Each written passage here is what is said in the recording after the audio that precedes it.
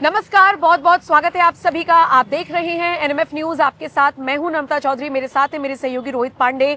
बिहार चुनावों पर special coverage सुबह से ही हम आपके साथ साझा कर रही हैं, पल पल की अपडेट आप तक पहुंचा रही हैं। रुझान आने शुरू हो गए हैं। एग्जिट पोल्स, एग्जैक्ट पोल्स में जब भी तब्दील होंगे उसकी भी आपको पल पल की अपडेट बताएंगे। लेकिन उससे पहले इस वीडियो में चर्चा करेंगे बिहार में वो कौन कौन सी हॉट सीट्स बनी हुई हैं जिन पर मुकाबला बड़ा इंटरेस्टिंग होने जा रहा है और जहां पर दिग्गजों की साख दांव पर लगी हुई है। अगर मैं ये सवाल आपसे पूछूं तो हो सकता है आपके जहन में सिर्फ 2-4 नाम हो, जैसे खेसारी, तेज प्रताप, तेजस्वी यादव, ये सारे नाम हो। लेकिन जो हॉट सीट्स बनी हुई हैं, जहां पर कहीं कहीं पर त्रिकोणीय मुकाबला है तो कहीं का कैंडिडेट जेल की सलाखों के पीछे है, लेकिन वहां की जनता कह रही है कि मैं उनको जिताकर रहूंगा या रहूंगी, तो निश्चित तौर पर ये सीट्स बड़ी इंटरेस्टिंग हो जाती हैं। जैसे कि कौन कौन से बड़े चेहरे हैं जिनकी साख दांव पर लगी है। रोहित, मैं पहले पढ़कर बता देती हूँ, फिर आप मुकाबला बताइएगा किस किस के बीच में है। रामकृपाल यादव दानापुर से इस वक्त चुनावी मैदान में हैं। विजय सिन्हा, सम्राट चौधरी, खेसारी लाल यादव, मैथिली ठाकुर, स्नेहलता, कोमल सिंह, रितेश पांडे, शिवानी शुक्ला, ओसामा, आनंद मिश्रा, श्रेयसी सिंह, अच्छा, तेज प्रताप यादव और इन सब के अलावा और भी कई ऐसे नाम हैं जिनकी साख दांव पर है। मुकाबला कहां कहां पर त्रिकोणीय हो रहा है, कहां कहां पर दो ही लोगों के बीच में मुकाबला, कितना इंटरेस्टिंग होने वाला है, क्या उसके पीछे की पूरी पृष्ठभूमि है, समझेंगे रोहित पांडे से। बिल्कुल, सबसे पहले चलेंगे हम मोकामा वो जगह से जहां पर भले सामने अनंत सिंह के वीणा देवी हो, लेकिन ये लड़ाई सूरजभान सिंह और अनंत सिंह के बीच है। और नम्रता, सबसे खास ये है कि दोनों तरफ रसगुल्ले बने। हाँ, वो देखिए, सूरजभान सिंह के यहाँ सफेद रसगुल्ले बने हैं और अनंत सिंह के यहाँ गुलाब जामुन काले वाले रसगुल्ले। बिहार में दोनों को रसगुल्ला बोला जाता है और यूपी में खासकर हमारी तरफ तो दोनों जगह रसगुल्ले और गुलाब जामुन तैयार है। अब किसका मीठा ज्यादा होगा ये कुछ देर में तय होगा। एनएमएफ न्यूज पे आपको उसकी रिपोर्ट मिलेगी। तो मोकामा में अनंत सिंह और वीणा देवी के बीच महामुकाबला है। और ये हाँ। वही वीणा देवी है जिनको लेकर जब अनंत सिंह से सवाल पूछा गया तो उन्होंने कहा खड़ी है कोई जनानी। हाँ, हम जनमय नहीं करते हैं, हम मनमय नहीं करते हैं। अनंत सिंह का अपना एक कलेवर है, एक फ्लेवर है और अनंत सिंह जेल में है। क्या एक बार फिर से जेल से वो चुनाव जीतेंगे, ये बड़ा सवाल। फिर बात करें तारापुर, तो यहाँ से मौजूदा उप मुख्यमंत्री सम्राट चौधरी बीजेपी के और अरुण कुमार शाह आरजेडी से चुनाव लड़ रहे हैं। ये महामुकाबला है। विजय सिन्हा और अमरेश चुनाव लड़ रहे हैं लखीसराय से, ये भी महामुकाबला है।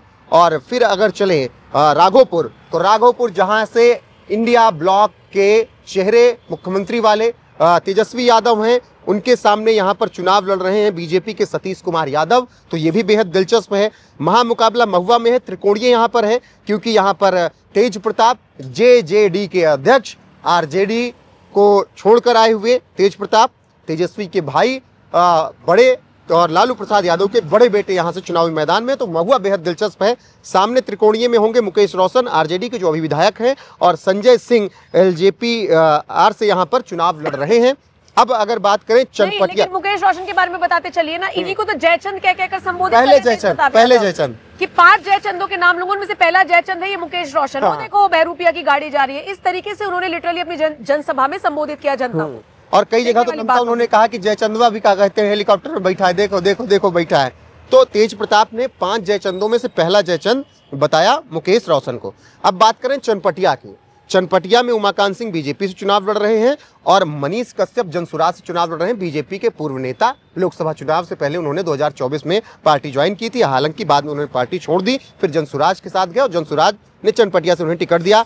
दानापुर की हमने बात कर ली कि रामकृपाल यादव और रीतलाल यादव, यहाँ पर यादव वर्सेस यादव होगा। और रघुनाथपुर से विजय कुमार सिंह और ओसामा शहाब, रघुनाथपुर ये सिवान वाली जगह है, शहाबुद्दीन के बेटे। हाँ, और हिमंता जब पहुंचे तो उन्होंने क्या कहा, ओसामा नहीं, ओसामा बिन लादेन यहाँ से लड़ रहा है, क्योंकि उसी के नाम पर ओसामा का नाम रखा शहाबुद्दीन ने। और योगी आदित्यनाथ पहुंचे तो उन्होंने कहा कि ऐसे माफियाओं को हमने औकात बता दी उत्तर प्रदेश में, अब बारी है कि एनडीए को लेकर आइए, इन माफियाओं को हम मिट्टी में मिला देंगे। तो ये वो महामुकाबले वाली सीट है। अब इसमें मैथिली ठाकुर की अलीनगर भी आप जोड़ सकते हैं और ऐसी तमाम सीटें हैं जहां पर बेहद दिलचस्प चुनाव होने जा रहा है। कहीं त्रिकोणीय मुकाबला है और कहीं पर आमने सामने की फाइट है।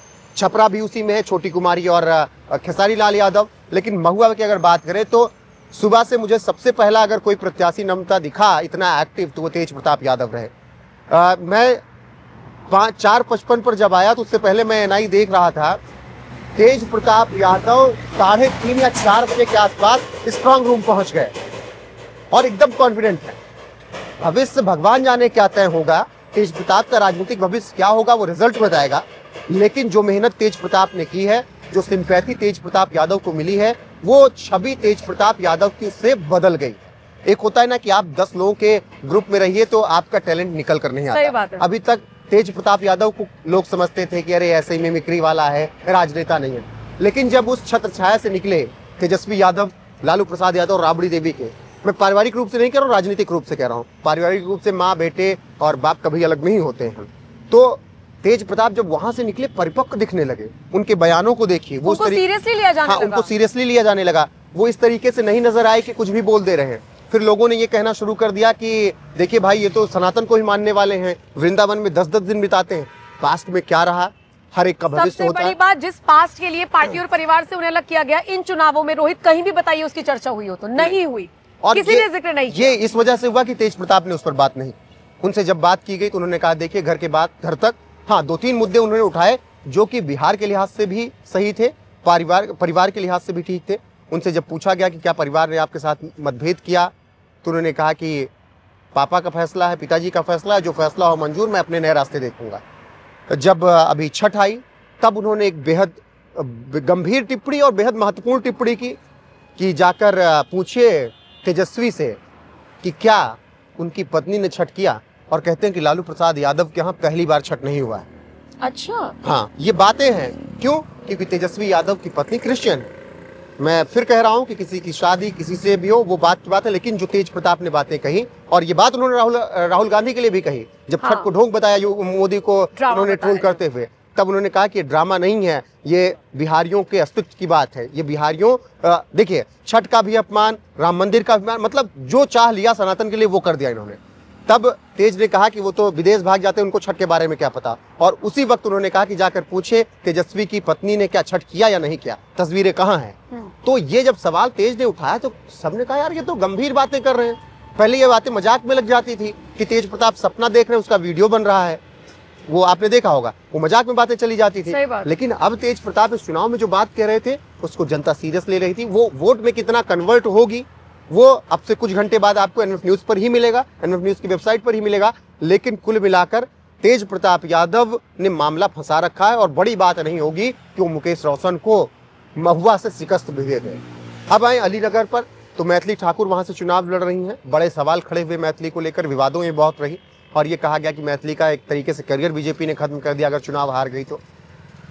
फिर वही बात कि जब 17-18 बाहुबली लड़ सकते हैं, जब रेपिस्ट चुनाव लड़ सकते हैं, जब मर्डर करने वाले चुनाव लड़ सकते हैं, जब मनी लॉन्ड्रिंग वाले चुनाव लड़ सकते हैं, जब 50-50 केस वाले, फिरौती वाले, हत्या करने वाले चुनाव लड़ सकते हैं, तो एक सिंपल सी बेटी जिसने सब कुछ अपने दम पर बनाया, जिसकी छवि बिल्कुल बेदाग है, जो अपनी कला से सबका दिल जीत रही है, इस सोशल मीडिया के दौर में अश्लीलता का भी रास्ता नहीं चुना। वरना आप भी देखती हैं कि किस किस तरीके से लोग फेमस होने के लिए काम कर रहे हैं। बिल्कुल। उस लड़की ने बिहार के वैभव की ही बात की। वो बात की बात है कि उसने पैसे मांगे होंगे, जो आरोप लगाए कि मैं अगर प्रोग्राम करने आऊंगी तो भाई हो सकता है कि उसको जरूरत हो इसलिए मांगा, वो उसकी बात है, वो वहां की बात है। लेकिन उसने ऐसा कुछ गलत तो नहीं किया बिहार के लिए, किसी का मर्डर तो नहीं कर दिया, किसी से फिरौती तो नहीं मांगने। उसने यूट्यूब पे ही अपना चैनल बनाया, वहीं से सब कुछ हासिल किया। और अगर उसे किसी पार्टी ने दे दिया इतना सम्मान, अब जीत हार बात की बात, तो इसमें परेशान होने वाली कौन सी बात है। मैं फिर वही कह रहा हूँ, जब 17 बाहुबली चुनाव लड़ सकते हैं, उनकी बेटियां उनके बेटे चुनाव लड़ सकते हैं, तो मैथिली क्यों नहीं लड़ सकती। तो अलीनगर की सीट बेहद दिलचस्प है। बाकी नतीजे अब से थोड़ी देर में नमता सामने होंगे। बिल्कुल, तो नतीजों के लिए आप हमारे साथ बने रहिए, क्योंकि हम तो आपको पल पल की अपडेट दे ही रही हैं। आपका भी फर्ज है एनएमएफ न्यूज को देखना और एनएमएफ न्यूज को सब्सक्राइब करना, और बाकी अपडेट्स के लिए आप हमारी वेबसाइट www.newsnmf.com पर भी जाकर सारी अपडेट्स ले सकते हैं। शुक्रिया इस वीडियो को देखने के लिए। नमस्कार।